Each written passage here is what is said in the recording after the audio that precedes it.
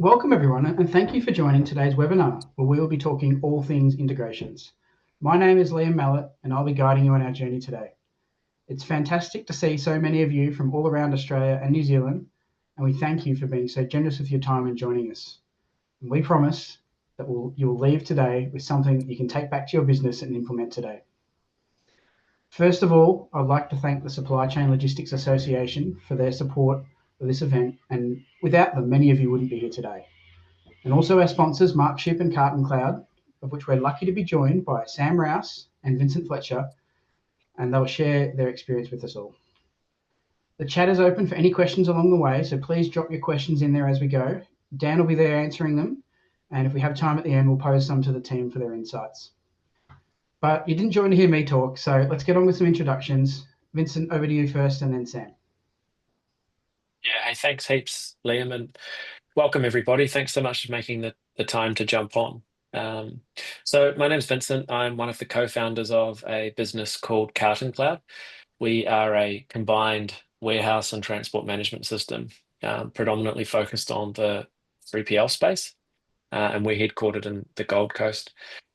The reason that the SCLAA reached out to sort of have us involved is like CartonCloud as a product. It really got started because our sort of the thing that we brought to market early on was essentially integration capability.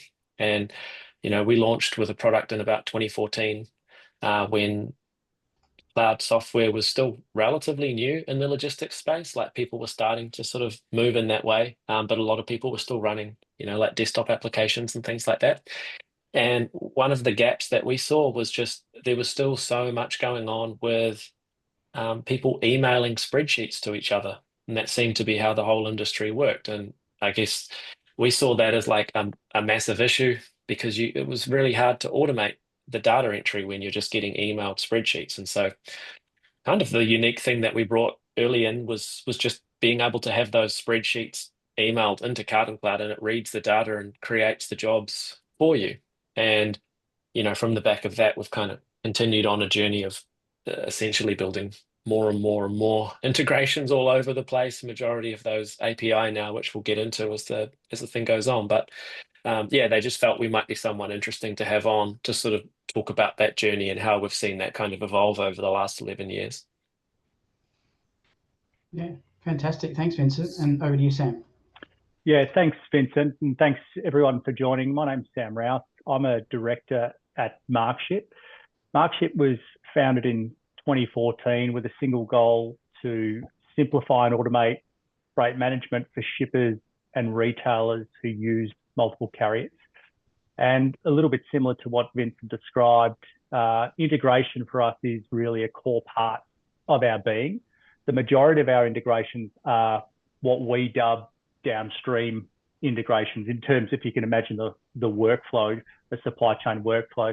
We integrate with 500 Australian and New Zealand-based transport providers, and those respective systems of those transport providers come in all shapes and sizes. Some of them don't even have platforms. So our ability to integrate with them or the means by which we integrate with them is largely constrained by the technology that they have within their own tech stack.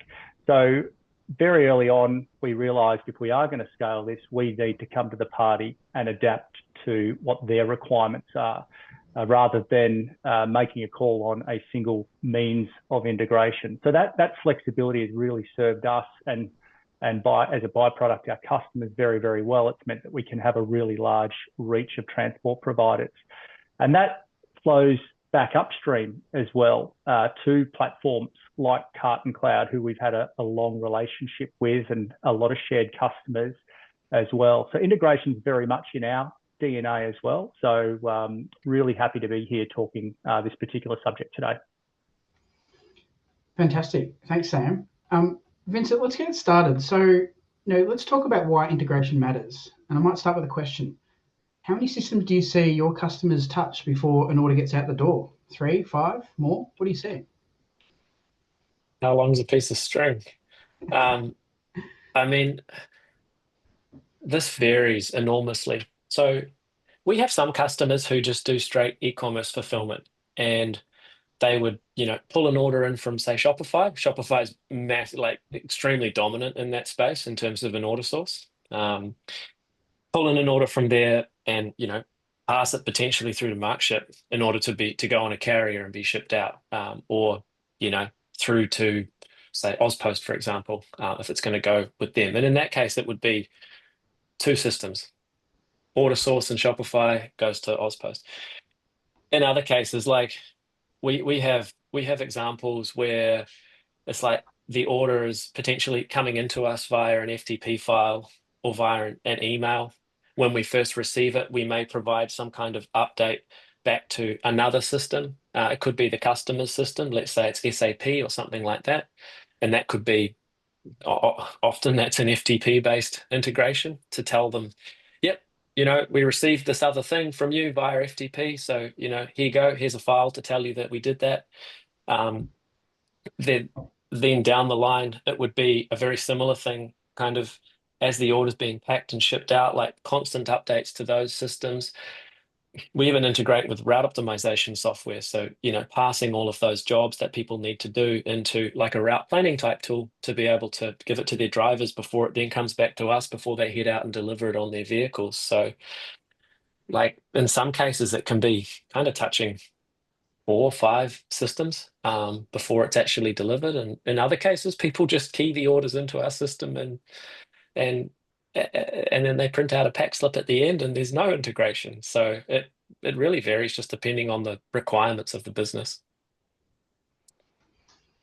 Yeah, that's fantastic to hear. And in terms of I guess now we understand why integration is important. But Sam, when I talk to you about what should we look for in an integration partner, not all integrations are created equal. How do we spot a good one? Well, I think there's a couple of considerations there. Firstly, why integrate in the first place? I think there's, depending on what organisation you go into, and for context, let's talk about a general Australian or New Zealand-based business who's sending goods out to a customer base. So they're a goods-based business, therefore shipping is an integral part of their operation. There's varying schools of thought depending on how big an organisation is or how even savvy they are. Do we buy, build, or build or partner particular capability? Buying and building is very capital intensive in terms of technology development or technology acquisition, very capital and time intensive. So a lot of what we're seeing these days, particularly with innovation, there's no such thing as a silver bullet single tech platform out there that covers the complexities of a typical supply chain operation. So the need to either buy, build, or partner or integrate is normally a very strong consideration. What we find more and more these days across the spectrum of the supply chain is there are point solutions or best of breed platforms that cover and provide value very well to a particular point within that supply chain. And that's where integration, or why you would want to consider integrating, comes into it. In terms of a partner, you can define partner in multiple ways, or we define partner in multiple ways. It could be the technology platform that you're engaging with. They could be your partner. It could be a consultant or third-party software implementer. It could be someone on your internal IT team that is reliable and somewhat tech-savvy and can work with integration. Essentially, the partner in this context for this conversation today is who owns the integration, right? Who's going to work with it and bring it to bear. So I think it's important just to set that context. But what we would look for in a partner, or what we encourage people to look for in a partner, is someone who's going to take the time to understand your unique use case. Every supply chain is different. The nuances, the subtleties, the constraints, really looking to unpack that and speak to a wide audience within the organisation as well. When we implement software into any environment, there's multiple stakeholders and users, the frontline users and more upstream users, if they're just viewing data and making decisions based on that. ensuring that the brains trust as well as the frontline workers have a say, right? What are the outcomes that we're trying to unpack here? I'd also encourage businesses to look for partners who have a track record, who understand those general workflows or supply chain processes that need to be made more efficient or automated or whatever the circumstances might be, and ask for a track record. Ask to speak to some of their customers that they've delivered for before that have similar business processes to your own, and ask them directly, hear from them as to what went well, not just in terms of the overall outcomes, but in terms of the project itself. Did it meet those expectations? Another important consideration, and something that we really emphasize as well, is the relationship with a partner or whoever it is that owns the integration. It doesn't finish at go live. It's an ongoing journey. The relationship is almost just starting at that point, because the software or the solution, whatever it is that has been integrated or come to bear, needs to be used in an ongoing operational fashion. And the support and attention that the partner gives, especially in the early days, to ensure it's being used properly, adopted, and any little errors or missteps that come up, the teething problems and things like that, they're very quickly addressed so that it is used and the outcomes are as per expectations. Yeah, that's. Can I add something to that, Liam? Oh, go for it, Vince. Yeah, sure. Yeah, yes. Sorry. One thing that I found super interesting, because we work with 3PLs mostly, and then they have their customers who are generally, the businesses that might manufacture something or import something and sell that something. And often our customers are sort of the like SME 3PLs, they're businesses that probably have about 20 staff, but they can often be doing work for like these kind of multinational businesses, storing, I don't know, it could be like food additive in these massive drums in a warehouse somewhere in Sydney. And it's so interesting, like often they'll bring on this big customer and sort of say to us, oh, okay, cool. CartonCloud, can you integrate with their SAP? And it's like, yeah, absolutely. Like we've got a lot of experience doing that. Who do we speak to? And a huge problem is that often we get connected with a team that's generally based in India, and the time zone is just terrible. And trying to even just jump on a call to like coordinate what's going to happen and how, say, they want the data to be mapped into our system and this kind of thing. The time zone stuff just makes it so slow. It's like you have a call which only just overlaps your two time zones. And then if you've got another question that comes up half an hour later, you've got to wait till the next day.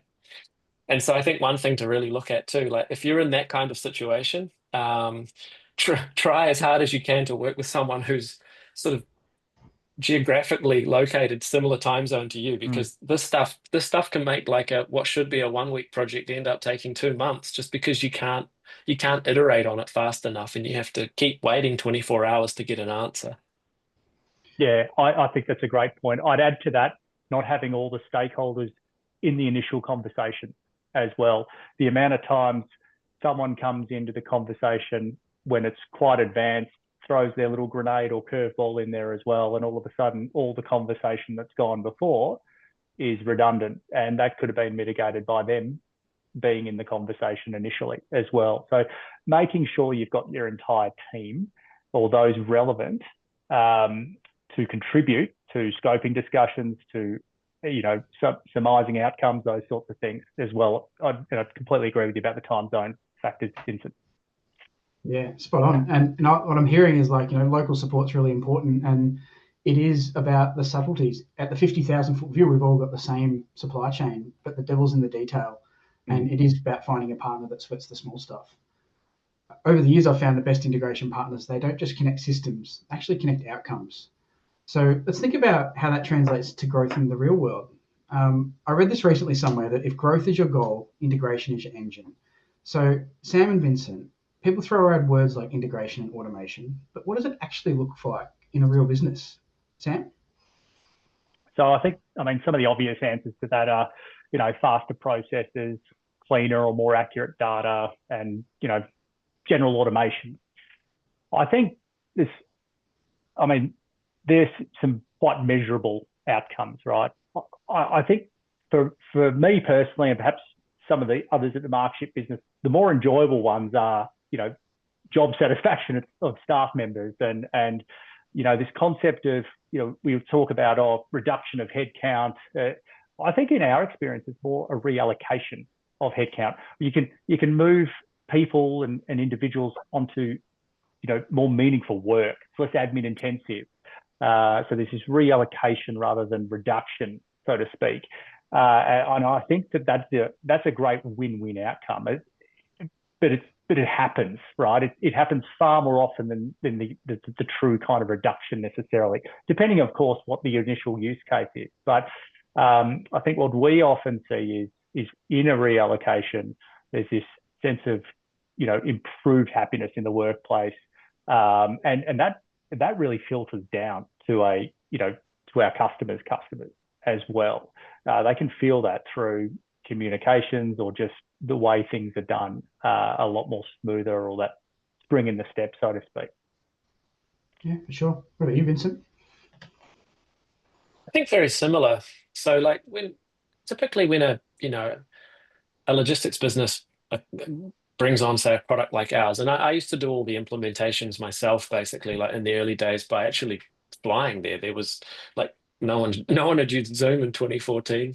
Like you had to go and physically sit next to the staff and teach them how to use the software from ground zero. And you'd sort of show them things like, hey, right now you get an email like every day from this other business of yours, this food seller, and it has all these orders in it. And currently you go into like your system and you key all this stuff in.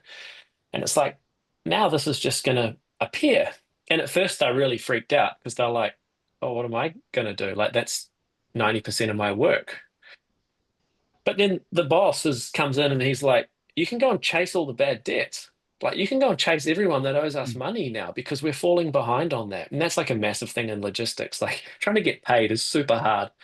So, this software that we built, it started inside, we had our own logistics company. So we were like literally in there going like, how do we invoice quicker and how do we get paid faster? And it was like, well, we need to build some software to try and automate some of this stuff. And that was sort of what spawned CartonCloud, a decade ago. And I think that is a huge thing, like to Sam's point on happiness. If you're a business owner and you log into Xero or MYOB and you see that your accounts receivable has come down from like 750 grand to 250, you feel like you've massively achieved a lot. And in some cases, that can be as simple as like getting a few emails automated or, connecting some zaps to do a couple of things that you're not sort of doing already. And it just deloads people and lets them go and do the things that you really wish they always had time to do, but you get behind on. Yeah, that's fantastic. And it's so important to think about how you can redeploy that in your business. But Vincent, let's bring it to life for people today.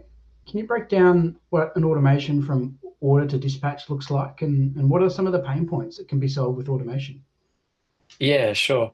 I spoke, I guess, briefly about it before, like kind of giving you an example of an e-commerce flow where an order comes in from an e-commerce platform. It gets processed, through our system.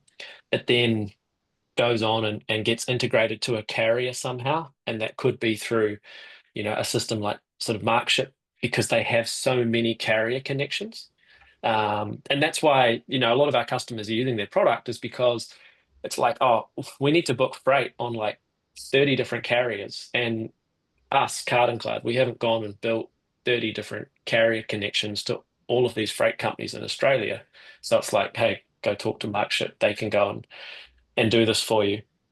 I think some of the things that it enables, obviously, there's a big time saving in terms of just what would otherwise be a whole lot of manual data entry between systems. But another thing is probably just consistency. And so, like, I remember going into a business and helping them set up their rates and load them into CartonCloud. And you're sitting there and they might have two admin staff that sit side by side and they've been sitting side by side for 5 years. And you're like, okay, cool. How much do you charge Joe to deliver a pallet to Toowoomba? And one of them will go, oh, $75. And the other one's like, no, it's 65. And then the first one will go, no, we uprated them like 3 years ago. It's been 75 for 3 years. You take that problem and magnify it across the whole business. And like, that's the kind of stuff that these automations resolve, because you have to make a decision about how this should work, and then it works consistently. And I think that's a big thing, is rather than just, oh, I went and put it on this carrier because I just thought that they would be the cheapest. It's like, you put it through MachShip, they're going to tell you which carrier to use. And you haven't had to spend any time contacting these guys to go, oh, how much is it to get to this place, or blah, blah, blah. The information is just available to you. So not only do you save time, but you also make just way better, more repeatable decisions. And then as a business owner, it moves, a lot of the stuff moves from being like tribal knowledge to just processes that exist that, new staff can come in and they can do them. You don't have to, you're not beholden to, the person in your admin department because they're the only one who knows how to do your invoicing. It's like somebody else could come in and do that. Someone else, you don't need those people to kind of sit in there and know exactly how to key this order in from this one spreadsheet. It's all just automated. So I think you just build a lot of resiliency as a business, to be honest. Yeah, you're spot on. And such a great analogy, amplifying that one problem, in a larger business can be really, really detrimental if you don't get on top of it. Sam, once we put some of these changes in, what are some of the most notable changes that you've seen in teams after they automate some of their processes? Well, I touched on some of them in terms of those the more measurable results, such as improvements, task efficiency, and reallocation of staff to other tasks and things like that. And frankly, in some cases, a reduction in headcount depending on the circumstance. But I think, it is really wide and varied depending on the use case. I would say, perhaps without jumping too far ahead, I think understanding the outcomes is, and thus getting the right stakeholders or the right individuals from your business in the discussions early. What does success look like as best as you can possibly define it in your mind? And I can see a question coming through as well there's a couple of questions relating to interfacing as well, such as what drives the interface type and scope, etc. And I mean, say there's an incumbent system, be it an ERP or some sort of order management system or your warehouse management system.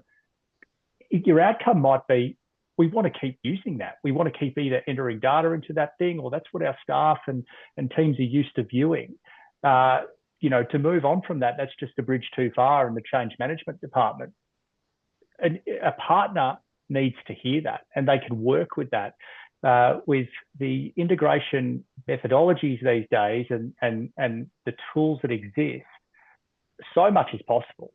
I'd say to business owners, you don't need to understand how it works. You need to help and understand what you want, what outcomes you want. Define success as best as you can, leveraging as many people as you can within your team, the relevant people, and bring in those trusted experts. Ask those questions around track records. How much listening are they doing? What sort of questions are they asking to understand your specific workflows and processes as it pertains to your supply chain or wherever in your business you're trying to bring in the solution, and outline those sorts of things. So that's what I'd strongly be encouraging businesses to do. It's not everyone's subject matter expertise, integrations, but they are far less complex these days than they've ever been. And there are plenty of experts out there who are extremely well equipped to handle the intricacies and the finer details, the technical details that you as a business decision maker or user of the system simply don't need to worry about. Define your outcomes. Yeah, thanks, Sam. And why don't, Vincent, we're going to go off script a little bit here, but Vincent, Miriam's got a question, which I think is really relevant to perhaps some of the topics you were going to cover anyway. Yeah. She's asked a question about what drives interface type and scope. always a large company, or is it the downstream company? I've definitely been at companies where you've been, mandated you must use our schema versus theirs. But what's your experience? Yeah, I mean, like for us integrating with Shopify, right? They're I don't know, $100 billion company. We can't demand anything from them. We just have to take what we can get. Uh, I think when we're integrating with, say, like an SAP instance on behalf of a customer or something like that, it would generally be a discussion. And to Sam's point, a lot of this, you think it's technical, but it's actually operational knowledge of how the business needs to work that then drives how the integration behaves. And, like we have people on our side who specialize in this. They understand our software really well. They understand, they've built, say, hundreds of bespoke integrations for our customers at different points. And they can kind of sit there and actually interface with the other side and be like, okay, how do you guys do this? Or like, do you need us to tell you if a product is marked damaged in CartonCloud? Like, if we can't fulfill an order for some reason and it gets deleted, what should we do? And I think it's a lot of this ends up becoming a discussion with them. But at the same time, we've done work with DHL, for example, and it's very different. Like they basically say, here it is, you need to do blah. And then we're kind of trying to figure out like, okay, how do we do blah? So I think it depends on the relationship. The other one that you've got down there, do any of your clients or integration partners do independent third-party security testing? So this has come up a lot in the last 2 years, I'd say way more than normal. And it actually drove us to go through both the ISO 27K and SOC 2 certification processes. But we would regularly get hit by security questionnaires coming from our customers' customers. So in that example before, our customers, a 20-person shed in Sydney that's storing stuff, they then bring on GrainCorp as a customer, and all of a sudden GrainCorp's like, hey, we have this list of security stuff that all of your software vendors have to meet. And so then that comes through to us. And it basically, like, even though they're just a little business, they're getting held to the standard of a very large organization in terms of security. And that, like, I would say that generally these questionnaires only come up at the beginning of that relationship, like when that GrainCorp customer, for example, is first being implemented into that warehouse. Then they would start asking questions like, what warehousing system do you guys use? What's the security stuff that it has, etc.? Can they fill out the security questionnaire? Yes. And then the last question, there was one more, sorry. It was how different are the interfaces from different warehouses to the same carrier? Different are the interfaces from different. I'm not sure quite how to answer that one. Like from our system, for example, like, we have the same APIs regardless of which warehouse the stock is in. And then we have a, standardized integration to things like MachShip that would be consistent regardless of whether or not how you're using CartonCloud. It would always kind of be the same with a few fields changed around, if you do things like batch tracking or whatever. But most like if you're talking about different warehouse management systems, generally these interfaces are entirely different from each other because they all come up with their own ways of doing things.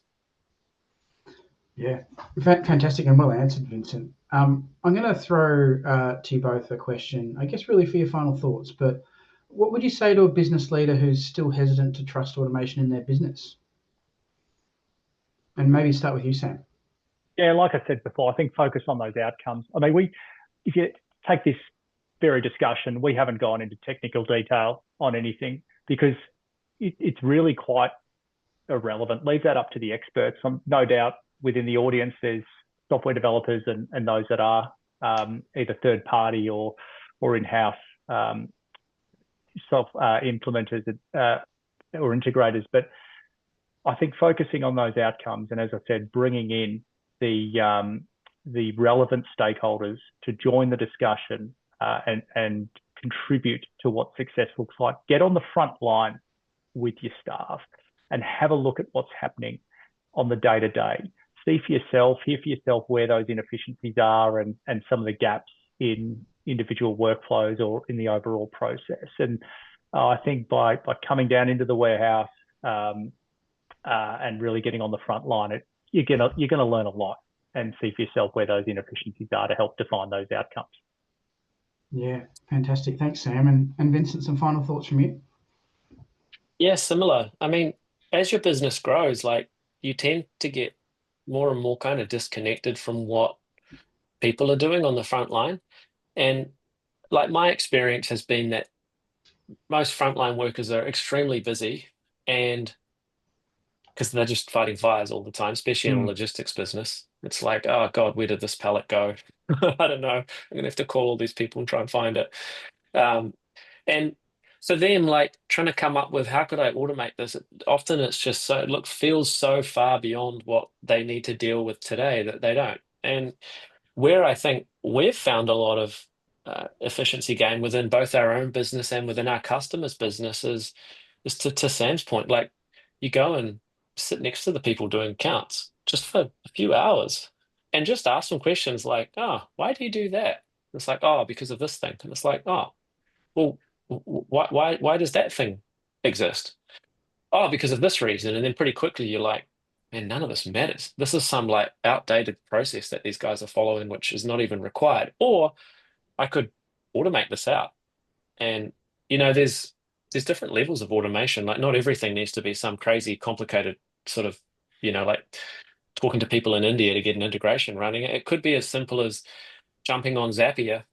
And we use tons of Zaps inside our own organization. We probably have like several hundred running for all kinds of stuff that we just can't be bothered properly building between our systems. Like we use HubSpot for our for managing customers, like CRM management, and we use Salesforce as a support ticket system. But we need to like get all the data together so that when we're talking to a customer, we can also tell if they've got any open support tickets at the same time, because otherwise we seem like kind of idiots when we're talking to them if they go, oh, what about this issue that I raised a week ago? And we're like, what issue?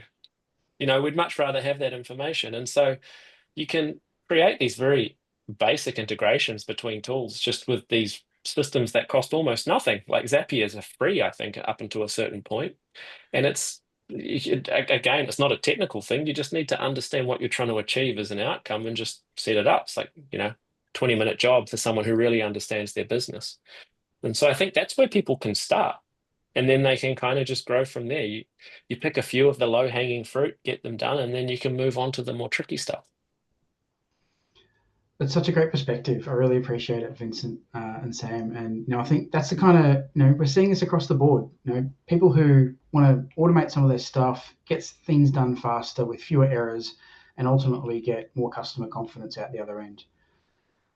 We've gone a couple of minutes over time, so we'll leave it there today. If we haven't answered your question, we'll make an effort to reach out to you after the webinar. But thanks to everyone who's attended. And we hope that you leave here today feeling a little bit more knowledgeable and a little bit more empowered to make changes in your own business. And if you need any further support with anything that we've covered, please reach out to either CartonCloud or the MachShip teams. And we'll see you next time. Thanks for joining.